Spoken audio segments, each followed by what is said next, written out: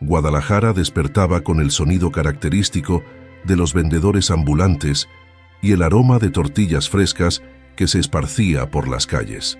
Doña Guadalupe Fernández, una señora de 68 años, conocida en el barrio por su incansable activismo social, estaba en su pequeña cocina iluminada por el sol de la mañana. Su casa, decorada con fotos antiguas y artículos de artesanía indígena, parecía un santuario de memoria y resistencia. Mientras preparaba café, sus ojos se posaron en un sobre oficial sobre la mesa. Era una multa de estacionamiento. «¿Cómo puede ser esto?», murmuró, frunciendo el ceño. Doña Guadalupe recordaba claramente haber estacionado en el mercado local en el área permitida. Sin embargo, sabía que, como mujer indígena, las miradas prejuiciosas nunca le daban el beneficio de la duda. Decidió resolver el problema personalmente en la delegación de tránsito. Se puso su mejor chal y unas sandalias simples. El rostro marcado por arrugas mostraba la experiencia de toda una vida enfrentando barreras que intentaban silenciarla. Cuando estaba a punto de salir, el teléfono sonó. Era su nieta, Camila, una joven universitaria. La voz al otro lado era de desesperación. «Abuelita, hoy en la universidad», comenzó Camila, pero su voz se rompió en lágrimas. «Camila, tranquila, respira, dime qué pasó». Camila explicó que durante una presentación de seminario, un profesor había hecho comentarios racistas sobre los pueblos indígenas de México, mirándola directamente a ella. Los otros estudiantes se rieron y nadie intervino. El corazón de Guadalupe se encogió.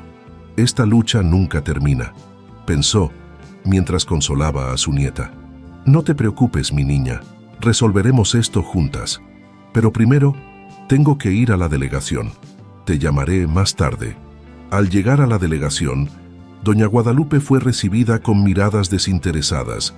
La fila parecía interminable, pero esperó pacientemente. Cuando llegó su turno, un empleado malhumorado ni siquiera levantó la vista hacia ella. «¿Qué necesita, señora?», dijo, sin ocultar su desprecio. «Vengo a hablar sobre esta multa.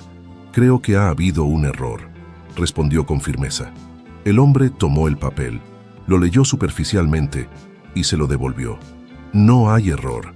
Pague en la caja». Pero ni siquiera escuchó lo que pasó. «Esto es injusto». El funcionario suspiró y habló en voz alta para que todos escucharan. «Señora, no haga esto más complicado. ¿Va a pagar o no?». Guadalupe miró a su alrededor.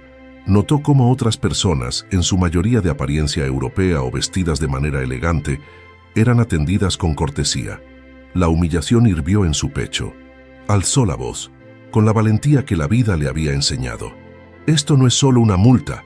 Esto refleja cómo nos tratan a los indígenas, como si no tuviéramos derecho a ser escuchados. Es racismo, puro y simple». El salón, antes silencioso, ahora estaba lleno de murmullos.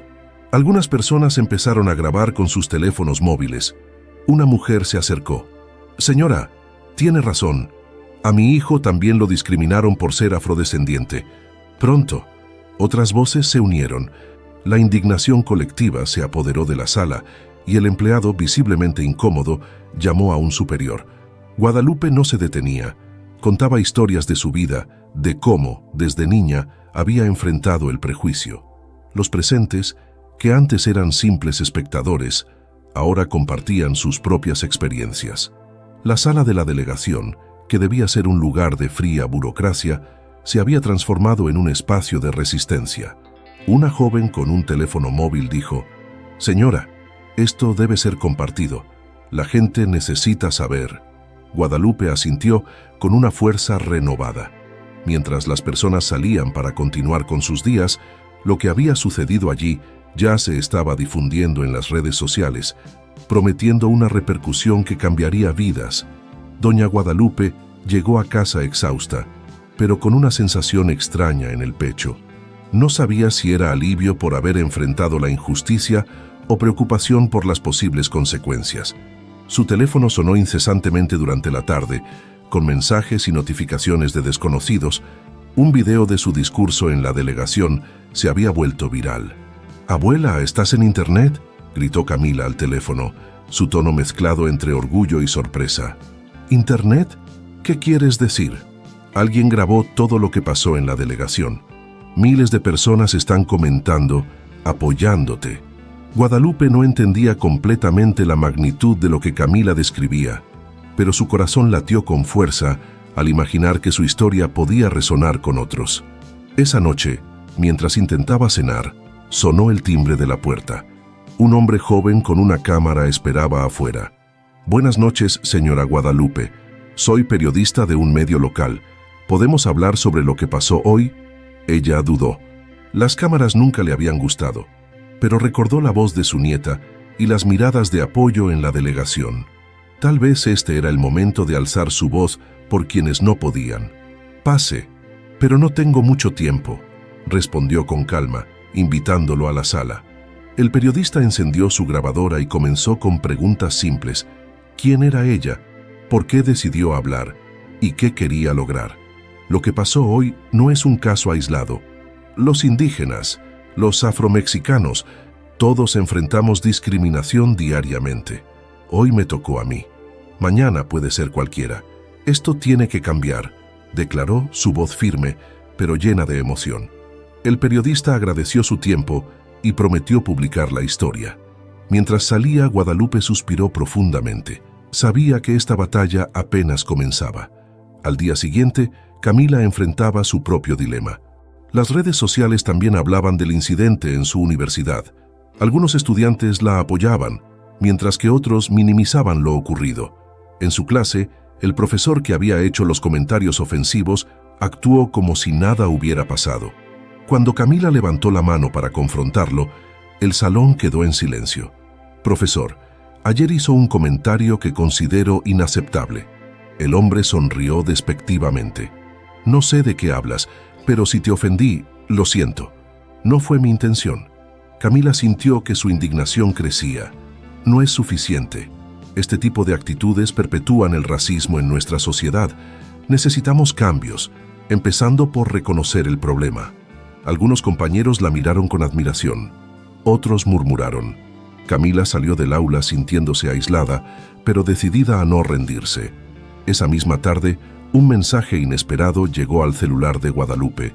Era de una activista conocida en Guadalajara, María Dolores Sánchez. «Señora Guadalupe, vi su video. Estamos organizando una reunión para hablar sobre racismo y discriminación. Nos gustaría que viniera a compartir su experiencia». Guadalupe no sabía qué responder. Era solo una mujer común. ¿Qué podía aportar? Pero una voz interna le recordó que toda su vida había luchado en silencio. Ahora tenía la oportunidad de hacer algo más grande. «Claro, dígame dónde y cuándo». El sábado, Guadalupe llegó al lugar de la reunión. Un pequeño centro cultural lleno de rostros de todas las edades y colores. Al entrar, sintió una mezcla de nervios y orgullo. María Dolores la recibió con un abrazo cálido. «Gracias por venir, doña Guadalupe. Su historia nos inspira». Durante la reunión, otros compartieron experiencias desgarradoras. Una madre cuyo hijo había sido rechazado en la escuela por su color de piel. Un joven afromexicano humillado en el trabajo. Una mujer indígena arrestada injustamente por sospecha. Cuando llegó su turno, Guadalupe habló con el corazón. «No somos pocos, no estamos solos. Es hora de unirnos y exigir respeto y justicia». Las palabras resonaron en la sala. Al final, las personas se comprometieron a organizar marchas, escribir cartas al gobierno y educar a sus comunidades. Esa noche, Camila llamó a su abuela emocionada. «Abuela, me invitaron a hablar en un evento estudiantil sobre racismo. Quiero hacerlo, pero me da miedo». Guadalupe sonrió al otro lado del teléfono. «Mi niña, el miedo siempre estará ahí. Lo importante es que hagas lo correcto, aunque te tiemble la voz». Camila supo que debía seguir adelante, inspirada por la fuerza de su abuela. El domingo por la mañana, doña Guadalupe estaba sentada en su pequeña sala revisando su libreta de notas. Planeaba escribir un discurso para un foro comunitario al que la habían invitado. El sol iluminaba las paredes, pero una sombra inquietante se apoderaba de su mente. Su teléfono vibró en la mesa. Era un mensaje de un número desconocido. «Vieja ridícula, deja de causar problemas o lo lamentarás». Por un momento, el miedo la paralizó. Respiró profundo y borró el mensaje. Pero la amenaza no era solo una línea de texto. Más tarde, Camila llegó corriendo a casa. «Abuelita, alguien pintó insultos afuera de la universidad. Dice cosas horribles sobre ti y sobre nosotros». Guadalupe miró a su nieta, su rostro lleno de angustia, y le puso una mano en el hombro. «Mi niña, esto es lo que pasa cuando la verdad incomoda, pero no nos detendrán». A pesar de los ataques, algo más estaba ocurriendo en el barrio. Vecinos, que antes solo la saludaban de lejos, empezaron a visitarla. Una mujer joven llegó con un pastel y palabras de ánimo. «Mi madre siempre me dijo que usted es una luchadora. Lo que está haciendo nos representa a todos». Guadalupe agradeció el gesto, pero su mente seguía en las amenazas. Esa noche, antes de dormir, oró con más fuerza que nunca. En la universidad, Camila enfrentaba su propia tormenta. La administración había decidido investigar sus denuncias contra el profesor, pero el ambiente en el campus se volvía más hostil. Un grupo de estudiantes la interceptó en el pasillo. «¿Por qué no puedes dejarlo pasar? Ese profesor no quiso ofenderte, solo buscas atención».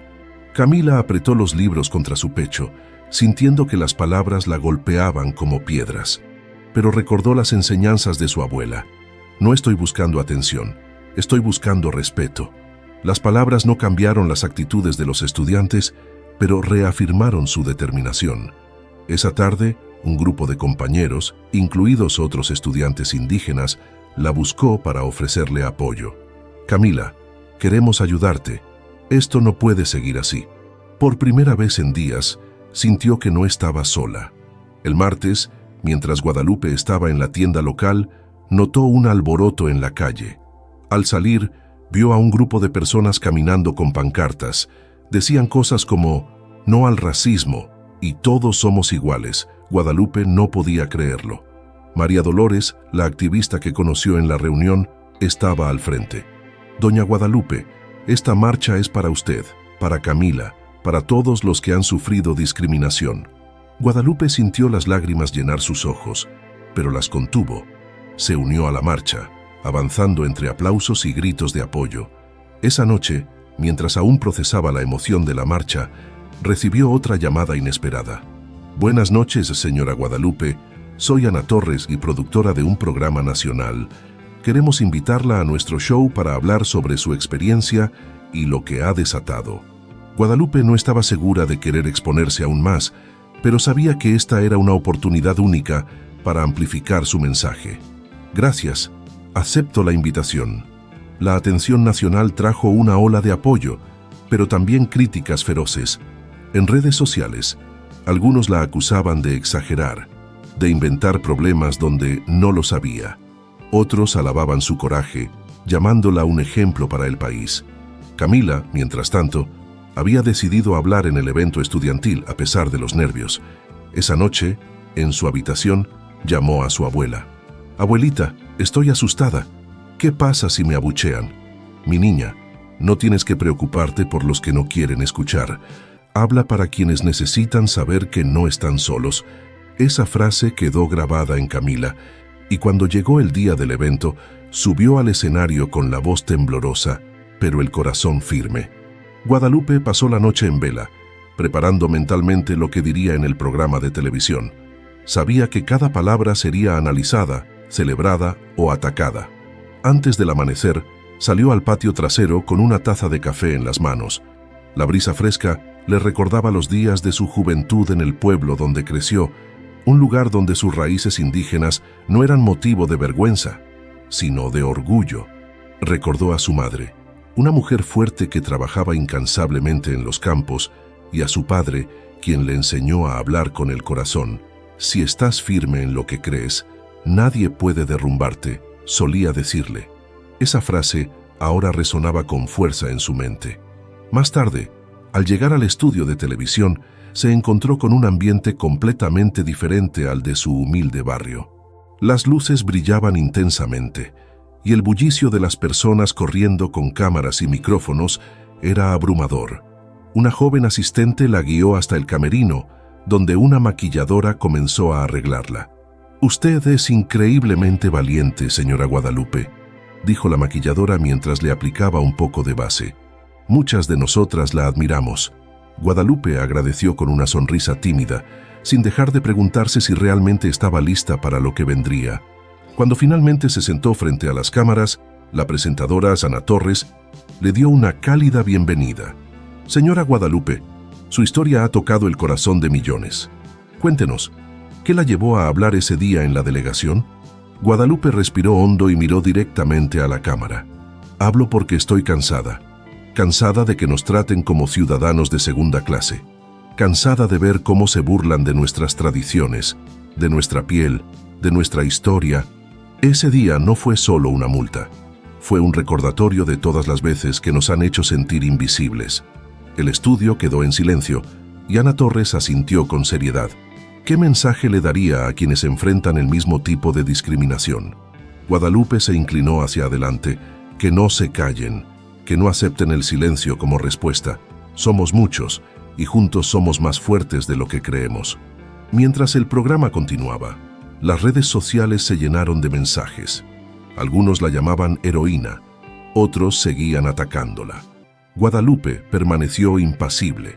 Sabía que su lucha apenas comenzaba. Cuando regresó a casa, encontró a Camila esperándola en la sala. La joven tenía lágrimas en los ojos. Abuela, hoy hablé en el evento estudiantil. Al principio me temblaba todo, pero luego recordé lo que me dijiste. Y hablé. Les conté nuestra historia, lo que vivimos cada día. Guadalupe la abrazó con fuerza. Estoy tan orgullosa de ti, mi niña. Esto es solo el comienzo. Esa noche, mientras cenaban juntas, ambas reflexionaron sobre el camino que las había llevado hasta ese momento. Pero la calma duró poco. Un golpe fuerte en la puerta las interrumpió. Al abrir, se encontraron con un hombre de mediana edad, con el rostro marcado por los años y una expresión dura. Guadalupe lo reconoció al instante. Era su hermano mayor, Evaristo, a quien no había visto en más de 20 años. «Necesitamos hablar, Guadalupe», dijo con un tono que mezclaba urgencia y reproche. Camila observó a su abuela, intrigada por la tensión en el aire. Guadalupe asintió y lo invitó a entrar, aunque su pecho se llenó de inquietud. Cuando se sentaron en la mesa, Evaristo no perdió tiempo en rodeos. «Lo que estás haciendo es peligroso. Estás removiendo cosas que no deberías. Nuestra familia ha sufrido lo suficiente. ¿Por qué exponernos así?» Guadalupe lo miró fijamente, con la calma que había aprendido a dominar en sus años de lucha. «Porque alguien tiene que hacerlo, Evaristo. No voy a quedarme callada mientras siguen oprimiéndonos». Evaristo apretó los puños. «¿Y qué hay de los riesgos? ¿Qué hay de las cosas que tú no sabes? Las cosas que podrían lastimarnos aún más». Guadalupe sintió un escalofrío. Las palabras de su hermano eran ambiguas, pero el mensaje era claro. Había algo oculto, algo que él temía que saliera a la luz. «Si hay algo que debas saber, entonces dímelo». «No tengo miedo a la verdad», respondió desafiante. Evaristo negó con la cabeza, como si estuviera luchando contra sus propios pensamientos. Finalmente, se levantó de la mesa. «Solo ten cuidado, Guadalupe. Hay gente que no se detendrá ante nada para silenciarte». Cuando se fue, Camila se acercó a su abuela. «¿Qué quiso decir? ¿Qué es lo que no sabemos?» Guadalupe la miró con una mezcla de preocupación y determinación. «No lo sé, mi niña, pero lo vamos a descubrir». El tiempo se estaba agotando y la lucha que parecía personal estaba tomando dimensiones mucho mayores.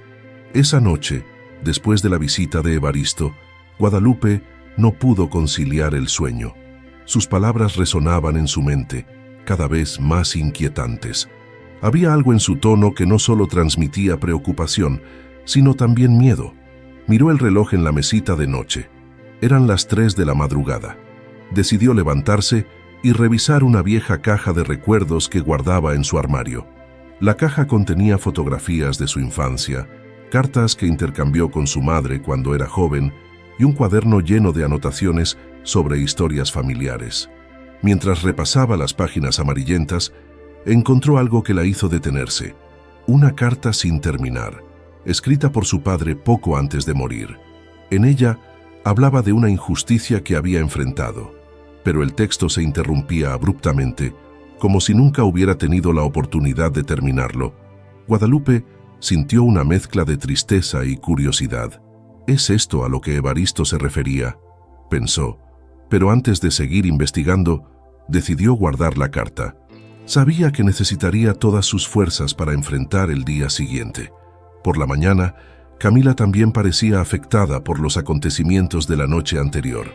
«Abuela, ¿qué haremos con lo que dijo Evaristo?». Guadalupe tomó un sorbo de café y miró a su nieta con determinación.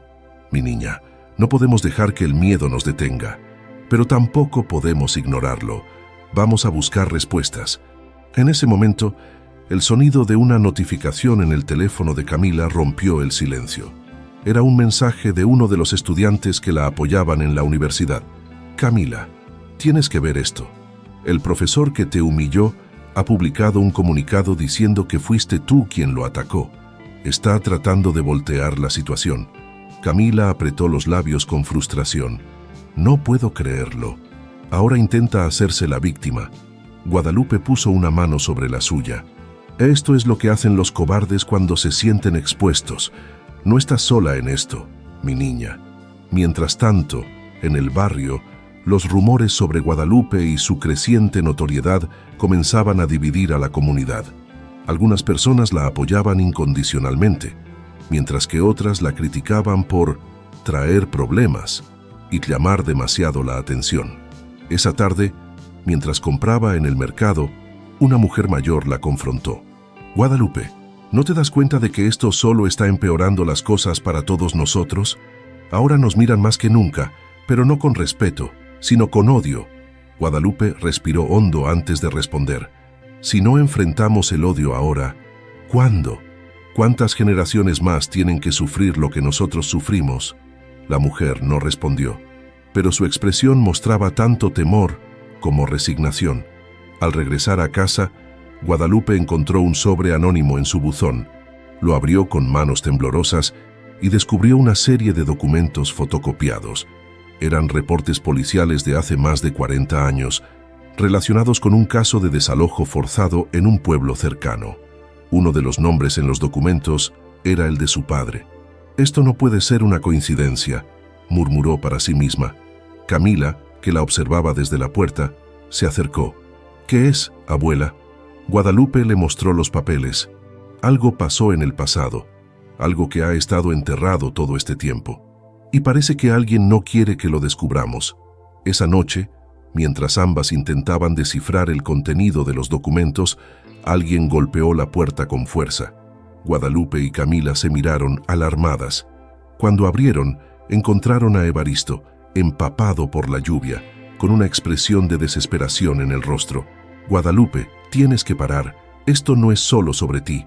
Hay cosas que no entiendes, cosas que pondrán a todos en peligro». Guadalupe lo miró fijamente, sosteniendo los documentos en sus manos. «Entonces dímelo, Evaristo. Dime qué es lo que tanto temes». Evaristo bajó la mirada, como si estuviera librando una batalla interna. Finalmente, habló. «Nuestro padre no murió como creímos. Fue asesinado». El silencio que siguió a esas palabras fue ensordecedor. Camila se llevó una mano a la boca, mientras Guadalupe sentía que el suelo desaparecía bajo sus pies. «¿Por qué nunca dijiste nada?», preguntó con la voz quebrada. «Porque creí que era lo mejor, pero ahora, con todo lo que estás haciendo, temo que lo mismo pueda pasarte a ti». Guadalupe cerró los ojos por un momento, dejando que la verdad se asentara en su corazón. «Ya es demasiado tarde para detenernos, Evaristo. Si nuestro padre murió luchando, entonces nosotros también debemos luchar». Evaristo no respondió, pero su expresión mostraba tanto miedo como respeto. Mientras la tormenta arreciaba afuera, la familia Fernández sabía que estaban más cerca de una verdad que podía cambiarlo todo, pero que también los expondría a un peligro mayor. Evaristo permaneció en la sala. Su rostro reflejaba una mezcla de cansancio y desesperación. Guadalupe, aunque aún conmocionada por la revelación, sabía que no podía dejar que el miedo la paralizara. Si nuestro padre fue asesinado, necesitamos saber quién lo hizo y por qué. No podemos quedarnos en silencio, Evaristo. No es tan simple, Guadalupe. Hay personas poderosas involucradas, personas que aún están vivas y que harían cualquier cosa para mantener sus secretos enterrados. El nombre de su padre, Miguel Fernández, resonaba ahora con una nueva fuerza en su memoria. Siempre lo había recordado como un hombre honorable, alguien que había luchado por el bienestar de su pueblo. Pero esta nueva información cambiaba todo. Camila, que había estado escuchando en silencio, finalmente intervino. ¿Por qué siempre nos han dicho que murió por enfermedad? ¿Quién decidió ocultar la verdad? Evaristo suspiró y miró a su hermana menor con una expresión de culpa. Nuestra madre. Ella pensó que era la única forma de protegernos. Después de su muerte, no quise reabrir viejas heridas. Guadalupe sintió una punzada de dolor en el pecho. Había pasado toda su vida honrando la memoria de su padre, pero ahora se daba cuenta de que había mucho que no sabía. Quiero la verdad, toda la verdad, Evaristo. Ya no somos niños que necesitan protección. Evaristo asintió lentamente. Todo comenzó cuando nuestro padre lideró una protesta contra un grupo de terratenientes que estaban expulsando a las familias indígenas de sus tierras. Esos hombres tenían conexiones con políticos y la policía. Un día, lo arrestaron por disturbios públicos. Fue la última vez que lo vimos con vida. Guadalupe apretó los puños. ¿Y qué pasó después? Lo encontraron muerto en su celda. Dijeron que fue un suicidio, pero todo el pueblo sabía que lo habían matado. Nadie se atrevió a hablar porque los responsables eran intocables. El silencio que siguió fue pesado. Guadalupe sabía que esto explicaba muchas cosas. El miedo constante de su madre, la decisión de mudarse a la ciudad y ahora las amenazas que ella misma estaba recibiendo. Si esos hombres aún están vivos, deben ser expuestos. La justicia puede tardar, pero siempre llega. Evaristo negó con la cabeza. ¿Y a qué costo, Guadalupe? ¿Estás dispuesta a poner en riesgo a tu familia? Guadalupe se levantó de su silla, su voz firme. Nuestro padre dio su vida por algo en lo que creía. No puedo traicionarlo dejando que su lucha muera con él. Evaristo no respondió, pero la determinación de su hermana era evidente. Finalmente, tomó su sombrero y se preparó para salir. Solo prométeme que tendrás cuidado. No quiero perder a otra persona de mi familia. Guadalupe asintió, aunque sabía que esta promesa sería difícil de cumplir. Esa noche, mientras intentaba dormir, su mente estaba llena de pensamientos. Recordó los documentos anónimos que había recibido, preguntándose si alguien más estaba tratando de ayudarla o si era parte de un juego más peligroso. Al día siguiente, decidió actuar. Fue a visitar a María Dolores Sánchez, la activista con la que había trabajado recientemente. María Dolores la recibió con los brazos abiertos, pero quedó en silencio mientras escuchaba la historia de Guadalupe. Esto es grave, Guadalupe. Si lo que dices es cierto, necesitamos pruebas sólidas. Los documentos que recibí pueden ser un comienzo, pero necesito ayuda para entenderlos. María Dolores asintió. Conozco a alguien que puede ayudarnos. Es periodista y ha trabajado investigando casos de corrupción. Si hay algo que descubrir, él lo encontrará. Guadalupe aceptó la oferta, sabiendo que esto la llevaría aún más lejos de su vida tranquila. Más tarde, se reunió con el periodista en un café discreto. Era un hombre joven, pero con una mirada intensa que mostraba su experiencia. Señora Guadalupe, es un honor conocerla. He seguido su historia y estoy dispuesto a ayudar. Pero debe saber que esto no será fácil. Guadalupe le entregó los documentos, confiando en que él sabría qué hacer con ellos. Mientras tanto, Camila enfrentaba su propia batalla. En la universidad, las tensiones seguían aumentando. Algunos profesores y estudiantes la evitaban, mientras que otros la apoyaban discretamente. Durante una de sus clases, recibió un mensaje de texto anónimo. Sabemos lo que está haciendo tu abuela. Dile que se detenga o todos pagarán las consecuencias. El mensaje la hizo temblar, pero no se lo mostró a Guadalupe. No quería que su abuela perdiera el enfoque en su lucha.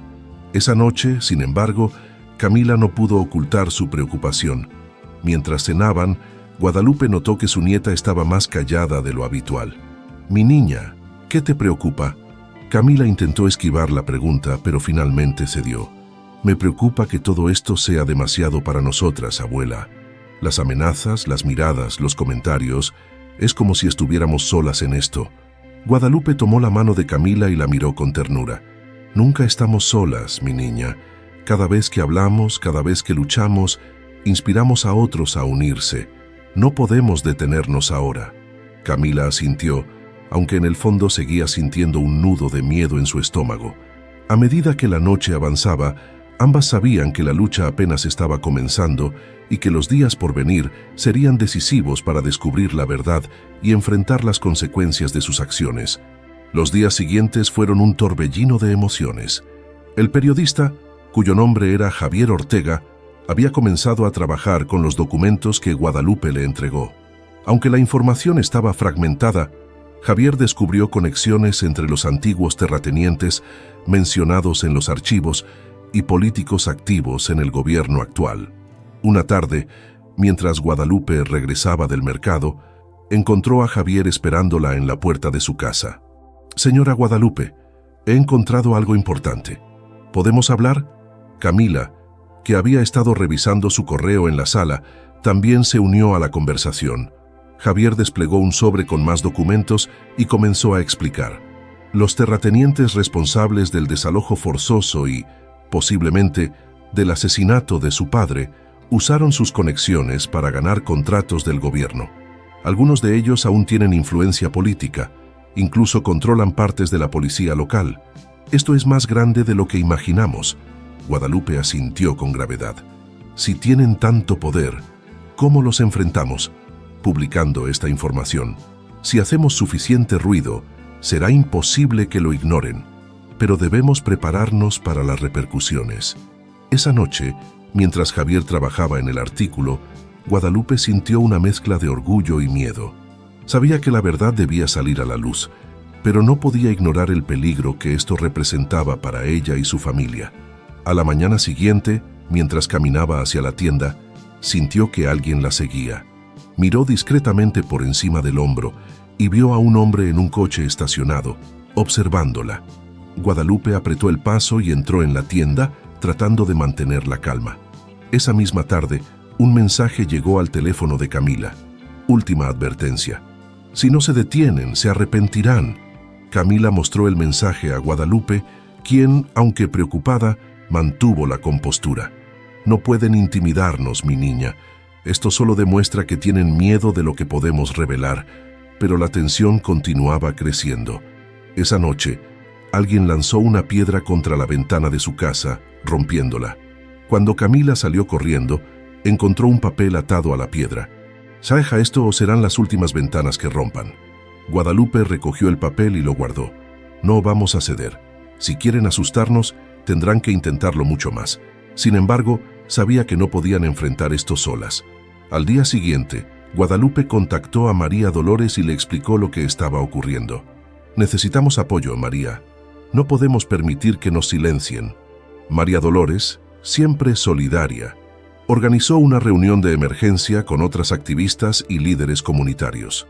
En el encuentro, propusieron una marcha masiva y la difusión del artículo que Javier estaba preparando. «Si nos unimos, no podrán ignorarnos, pero necesitamos que esta marcha sea más grande que cualquier cosa que hayamos hecho antes», dijo María Dolores. El día de la marcha llegó con un aire de incertidumbre y esperanza. Decenas de personas se reunieron en el centro de Guadalajara portando pancartas y coreando consignas. Guadalupe y Camila lideraban el grupo, con Javier a su lado documentando cada momento. La marcha avanzaba pacíficamente, pero pronto se dieron cuenta de que no todos estaban contentos con su protesta. Cerca de la mitad del recorrido, un grupo de hombres desconocidos apareció entre la multitud, intentando causar caos. «No se detengan, no dejen que nos intimiden», gritó Guadalupe, mientras los organizadores intentaban calmar la situación. Aunque el momento fue tenso, la marcha continuó, ganando aún más atención de los medios. Esa noche, las imágenes de Guadalupe y Camila liderando el movimiento estaban en todos los canales de noticias. Sin embargo, cuando regresaron a casa, encontraron algo que las dejó heladas. La puerta estaba abierta y al entrar, descubrieron que su hogar había sido saqueado. Papeles y muebles estaban esparcidos por el suelo y los documentos que Guadalupe guardaba habían desaparecido. Camila miró a su abuela con los ojos llenos de lágrimas. Abuela, esto ya no es solo una lucha por justicia, nos están atacando directamente. Guadalupe, aunque asustada, se mantuvo firme. Esto solo significa que estamos cerca de algo importante. No nos detendremos ahora, pero sabían que el peligro estaba más cerca que nunca. Esa misma noche, Guadalupe recibió una llamada de un número desconocido.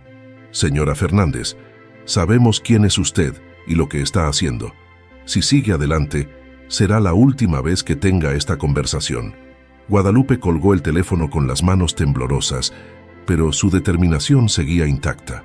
Esa madrugada, mientras las luces de la ciudad parpadeaban en la distancia, Guadalupe y Camila entendieron que no podían confiar en nadie más que en ellas mismas.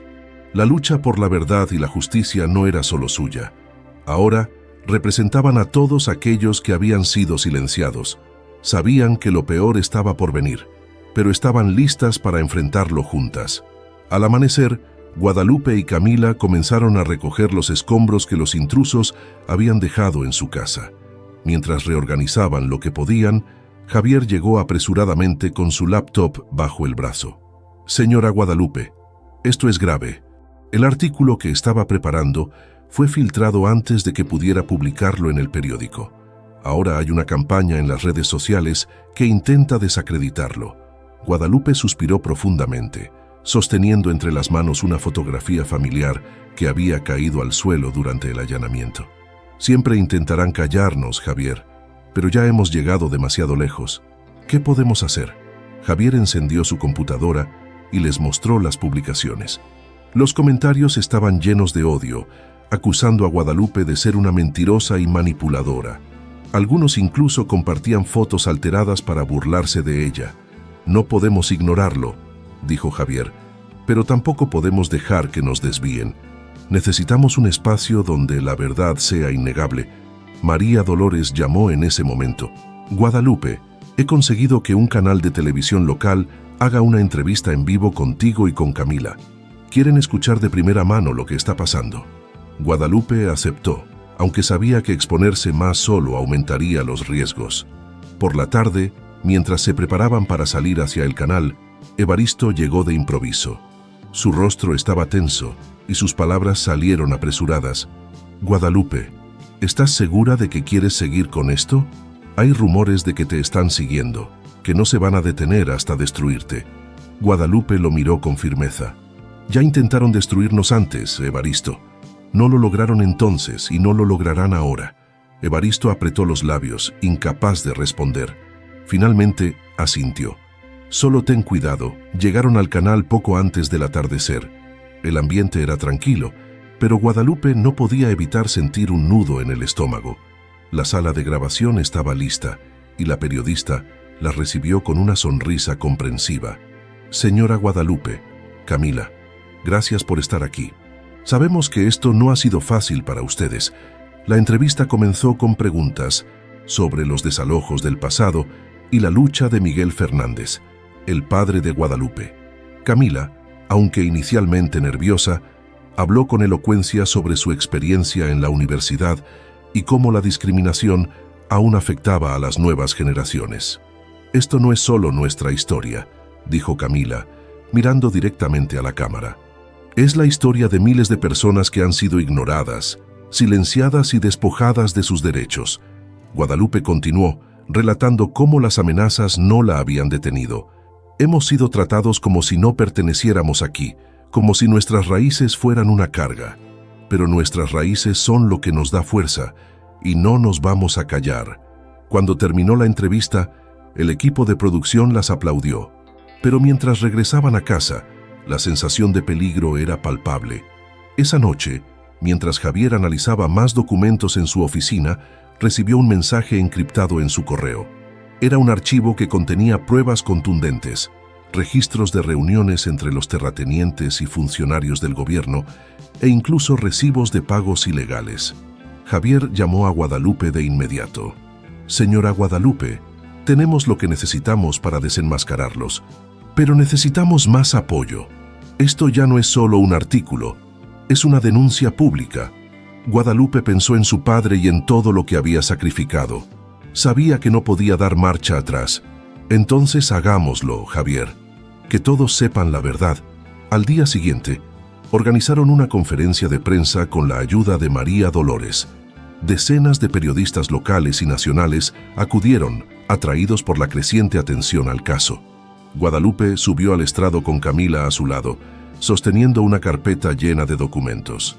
Hoy, estamos aquí para exigir justicia, no solo por mi padre, sino por todas las personas que han sufrido a manos de un sistema corrupto y discriminatorio.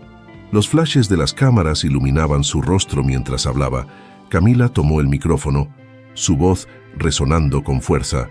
Esta no es una lucha individual, es un llamado a todos los que han sido silenciados para que alcen la voz.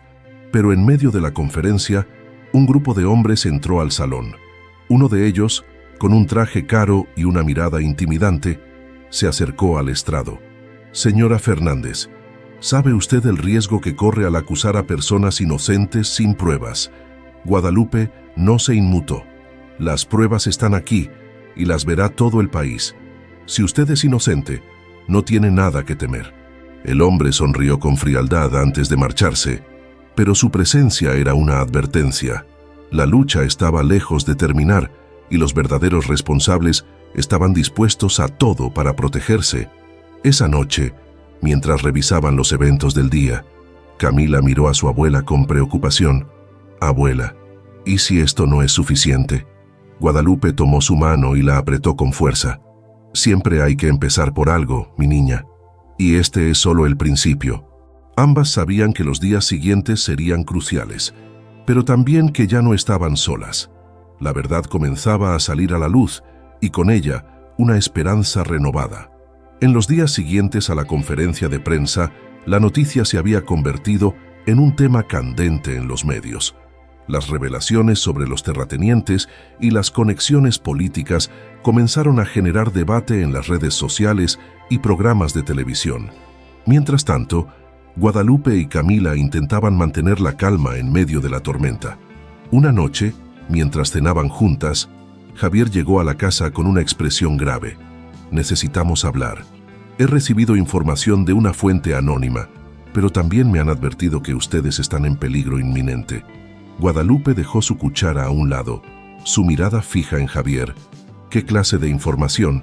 Javier abrió su computadora y mostró un correo electrónico. Había documentos adicionales que confirmaban que los responsables de los desalojos y del asesinato de Miguel Fernández no solo seguían activos, sino que habían ordenado vigilancias y amenazas contra las familias que alguna vez los desafiaron. Señora Guadalupe, su familia está en la lista. Camila se llevó una mano a la boca, intentando contener el pánico. Guadalupe, aunque sentía el mismo miedo, mantuvo la compostura. Esto no cambia nada. Si tienen miedo, significa que estamos haciendo lo correcto. Pero necesitan protección, insistió Javier. He contactado a una organización internacional de derechos humanos. Ellos pueden ayudarnos a presionar al gobierno para que actúe.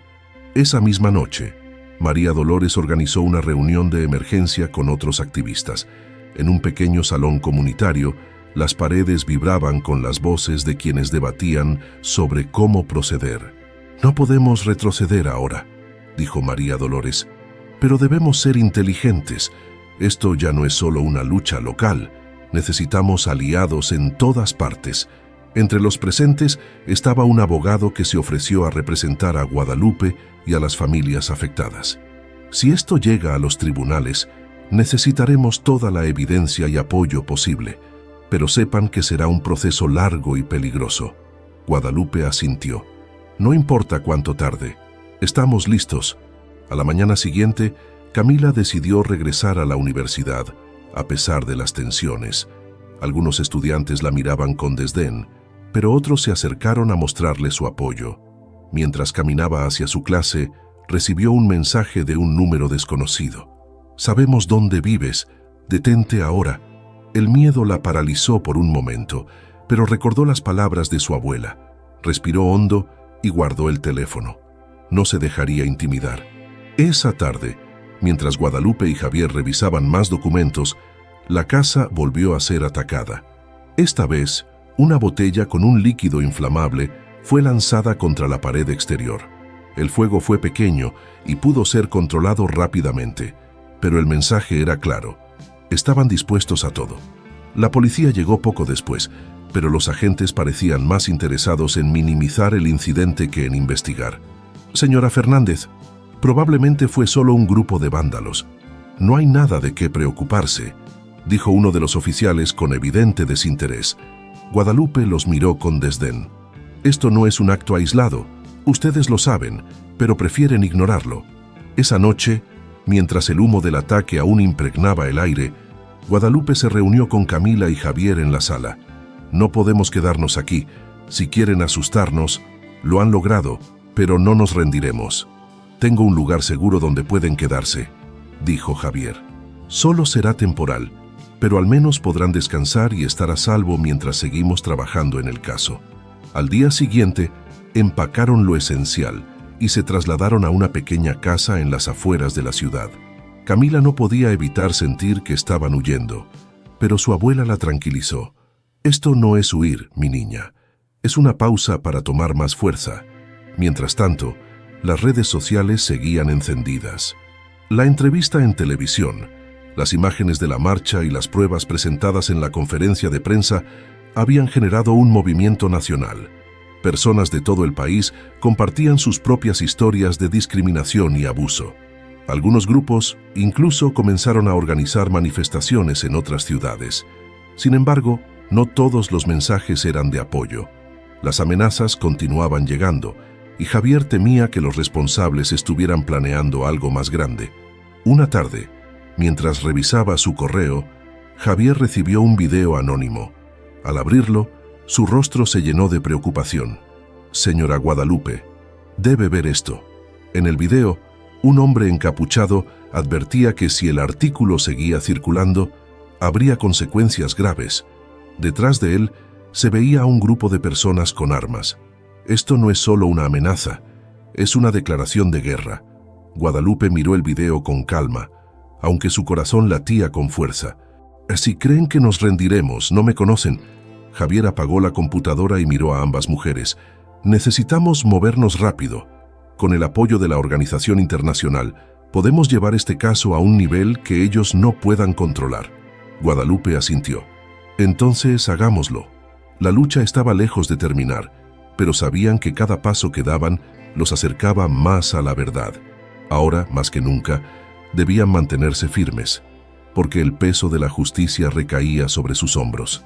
En la nueva casa donde se refugiaban, el ambiente era tranquilo, pero la tensión era palpable. Cada sonido fuera de lo común hacía que Camila y Guadalupe se miraran con nerviosismo, temiendo que el peligro estuviera más cerca de lo que imaginaban. Javier seguía trabajando sin descanso.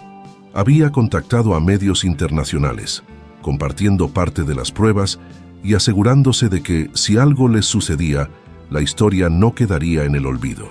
Una tarde, mientras revisaban los avances del caso, llegó una llamada de María Dolores.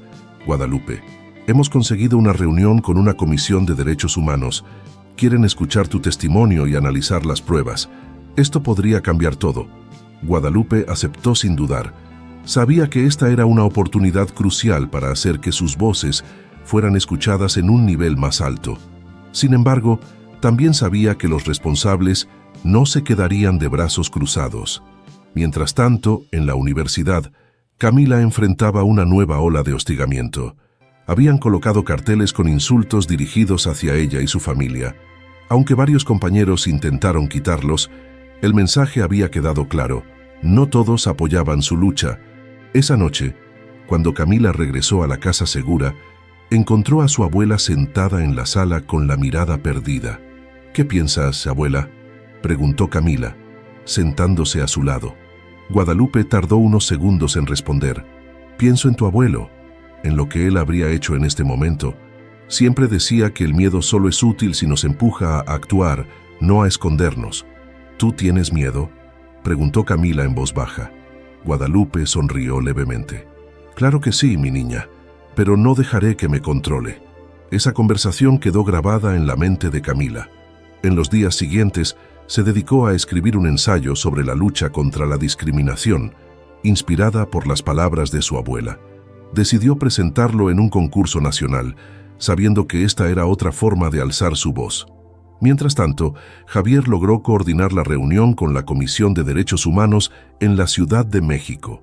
Guadalupe, Camila y él se prepararon para viajar, pero no sin tomar precauciones.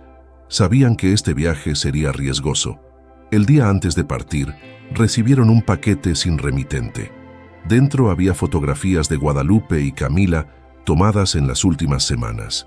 Junto a las fotos había una nota. Sabemos dónde están. La próxima vez no será solo un aviso. Javier tomó el paquete y lo guardó en su maletín.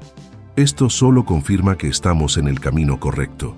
Guadalupe asintió, aunque el peso de la amenaza era difícil de ignorar. Al día siguiente, salieron temprano hacia la capital. Durante el viaje, Javier revisaba las pruebas una y otra vez, asegurándose de que todo estuviera en orden. Guadalupe observaba por la ventana, recordando las largas caminatas que hacía con su padre por los campos de su pueblo. «Vamos a hacerlo, papá», murmuró para sí misma.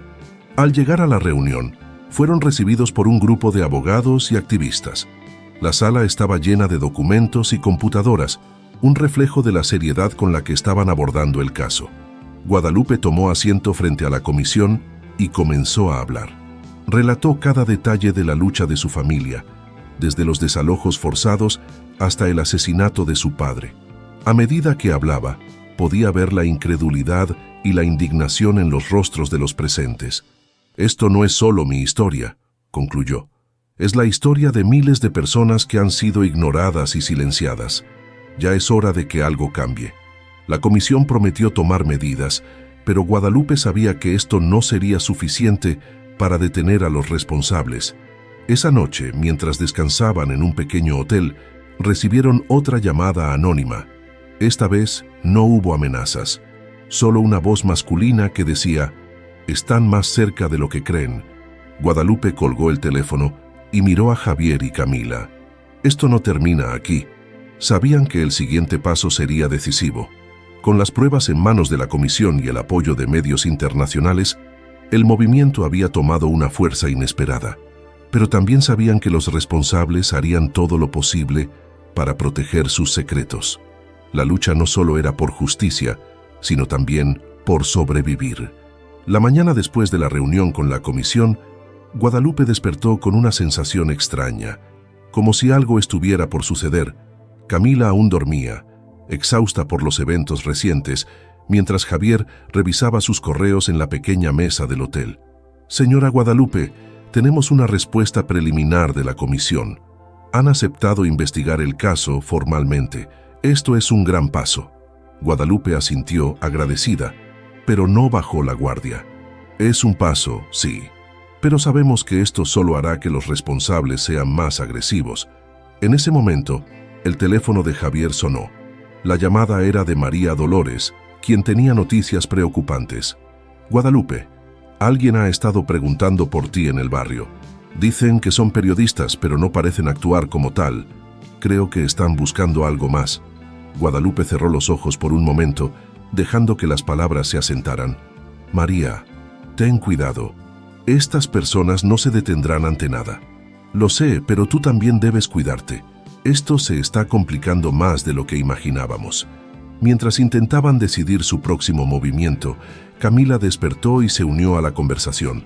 Javier les propuso regresar a Guadalajara para consolidar el apoyo local mientras seguían colaborando con la comisión desde la distancia.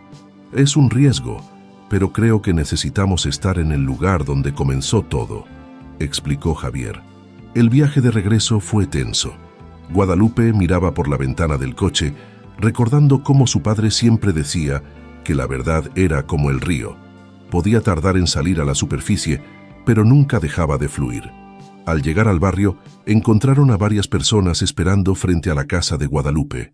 Vecinos, amigos y algunos activistas habían organizado una vigilia para mostrar su apoyo. Las velas iluminaban la calle y los murmullos de solidaridad llenaban el aire. «Doña Guadalupe, estamos con usted», dijo una mujer mientras le entregaba una flor. Guadalupe sintió un nudo en la garganta, pero mantuvo la compostura. Gracias. Todos ustedes son la razón por la que seguimos adelante. Esto no es solo mi lucha, es la nuestra. Esa noche, mientras la vigilia continuaba, Javier recibió un mensaje alarmante. Un contacto suyo le envió información sobre un encuentro que habían planeado los responsables del caso. Uno de ellos, un poderoso empresario local, organizaba una reunión secreta para discutir cómo neutralizar la amenaza que representaban Guadalupe y su movimiento. Esto podría ser nuestra oportunidad, dijo Javier. Si logramos infiltrarnos o conseguir pruebas de esa reunión, podríamos exponerlos definitivamente. Guadalupe dudó por un momento, pero sabía que tenían que actuar. ¿Dónde será la reunión? Javier explicó que se llevaría a cabo en una finca en las afueras de la ciudad, un lugar conocido por ser un centro de reuniones privadas para figuras influyentes. No podemos ir solos, necesitamos más apoyo, dijo Camila, preocupada. María Dolores, que estaba al tanto de la situación, movilizó a otros activistas para que estuvieran cerca en caso de que algo saliera mal. Mientras tanto, Javier trabajaba en un plan para capturar evidencias sin ser detectados. La noche de la reunión, Guadalupe y Javier se estacionaron a una distancia prudente de la finca. Javier llevaba una cámara con lente de largo alcance, mientras que Guadalupe mantenía su mirada fija en la entrada, observando cómo llegaban los vehículos de lujo. «Esos son ellos», dijo Javier en voz baja. A través de la lente, lograron identificar a varios de los hombres mencionados en los documentos: políticos, empresarios y figuras de seguridad. Aunque las imágenes eran claras, sabían que necesitaban algo más concreto. En ese momento, un hombre salió de la finca con un maletín. Parecía nervioso y caminaba apresuradamente hacia su coche. Javier reaccionó rápido. «Puede que ese hombre tenga algo importante. Vamos a seguirlo». Guadalupe dudó, pero finalmente aceptó. «Con cuidado, Javier. No podemos arriesgarnos demasiado». Siguieron al hombre por varios kilómetros hasta que se detuvo en una gasolinera. Javier bajó del coche, fingiendo ser un cliente, y logró acercarse lo suficiente para escuchar una conversación telefónica. «Sí, todo está aquí en el maletín, pero necesitamos movernos rápido antes de que esos idiotas lo hagan público».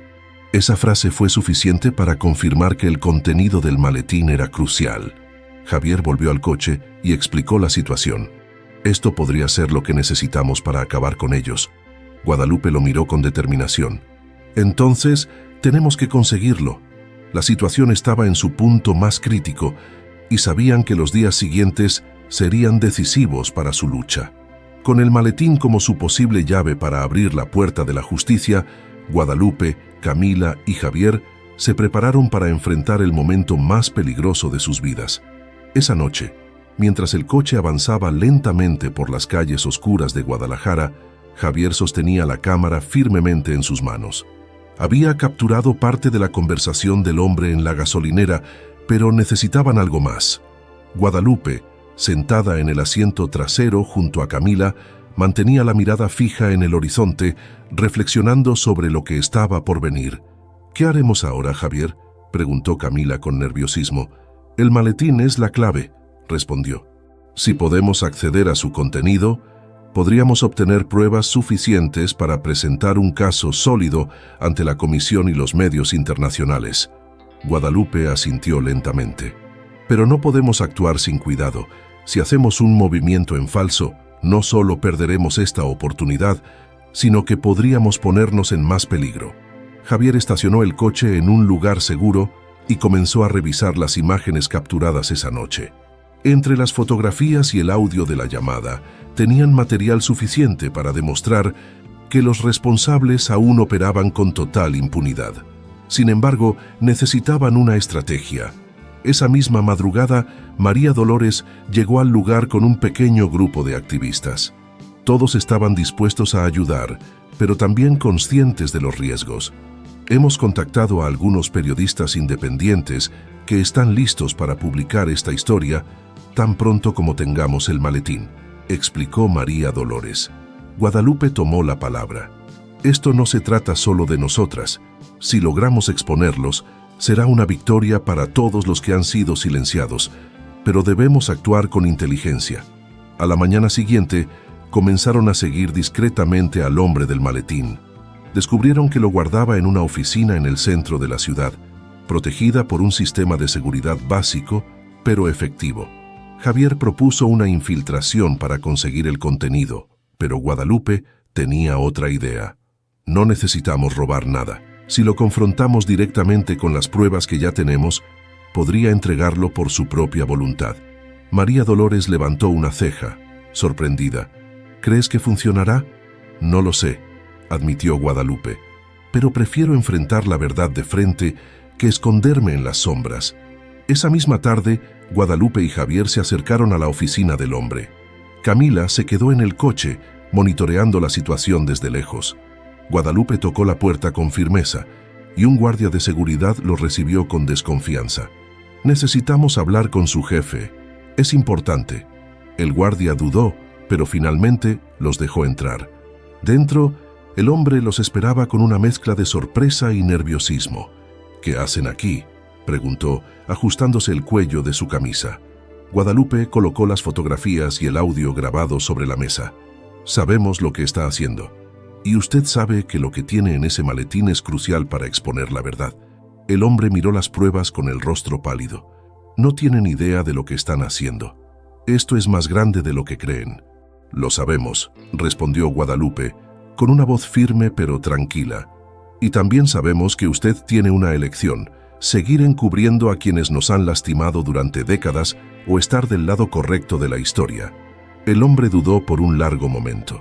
Finalmente, abrió el maletín y sacó un montón de documentos. Esto no los salvará, pero si quieren hundirse, aquí está todo lo que necesitan. Javier tomó los documentos con cuidado. Al revisarlos, confirmaron que contenían contratos ilegales, transferencias de dinero y correspondencia directa entre los responsables.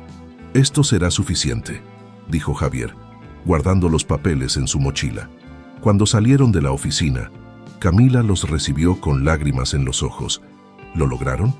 Guadalupe asintió, aunque sabía que esto era solo el comienzo. Esa noche, compartieron los documentos con los periodistas internacionales y la Comisión de Derechos Humanos. La historia explotó como una bomba mediática. Los nombres de los responsables estaban en todos los titulares y la presión pública aumentaba con cada hora. Sin embargo, también llegaron las represalias. Una noche, mientras regresaban de una entrevista, un coche los persiguió por las calles desiertas. Javier maniobró hábilmente, logrando evadir a los atacantes, pero el mensaje era claro: los responsables no se rendirían sin luchar. Finalmente, la presión se volvió insoportable para las autoridades. Los implicados comenzaron a ser investigados formalmente, y algunos fueron arrestados. Aunque el proceso sería largo, Guadalupe y Camila sabían que habían logrado algo monumental. En los días siguientes, la vida comenzó a recuperar un ritmo más tranquilo. Guadalupe, sentada en su sala con una taza de café, miraba las noticias en silencio. Camila se sentó a su lado, apoyando la cabeza en su hombro. «Lo logramos, abuela». «No, mi niña, esto es solo el principio. Ahora debemos asegurarnos de que la justicia se mantenga». Ambas sabían que la lucha no había terminado, pero por primera vez en mucho tiempo, sentían que la balanza comenzaba a inclinarse hacia el lado correcto de la historia. Gracias por acompañarnos en esta emocionante y significativa historia. Su apoyo y su tiempo significan mucho para nosotros. Si esta historia te ha conmovido o inspirado, te invitamos a suscribirte a nuestro canal para seguir disfrutando de más narrativas llenas de emoción y reflexiones importantes. Activa la campanita para no perderte nuestras próximas publicaciones y no olvides dejar tu comentario con tus impresiones sobre esta historia. Queremos escuchar tu opinión. Comparte este video con tus amigos y familiares para que más personas conozcan historias como esta y se unan a nuestra comunidad. Gracias por estar aquí y nos vemos en la próxima.